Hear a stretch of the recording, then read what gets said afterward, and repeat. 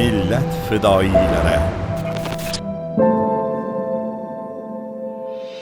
Katta leytenant Mirzayev Asilbek Rustamovich 1975-yilning 30-martida Andijon viloyatining Chinobod shahrida tug'ilgan. U 1993-1997-yillarda Chirchiq Qolitan qo'mondonlik muhandislik bilim yurtida o'qib, imtiyozli diplom bilan tamomlagan.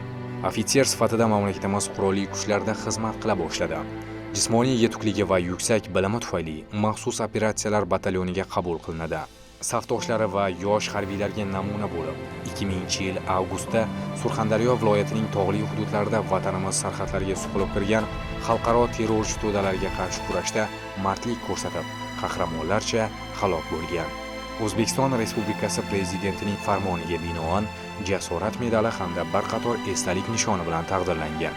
U o'qigan 39-sonli umumiy o'rta ta'lim maktabiga byusti o'rnatilgan, jasorat haqida hikoya qiluvchi xotira burchagi tashkil etilgan.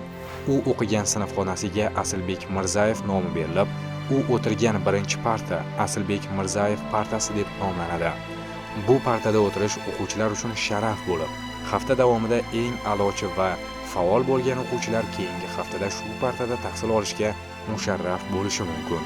Bundan tashqari u tug'ilib o'sgan mahalladagi ko'chaga Asilbek Mirzayev nomi berilgan. Vatan millat fidoyilarini unutmaydi. Ularning xotirasi qalbimizda mangu yashaydi.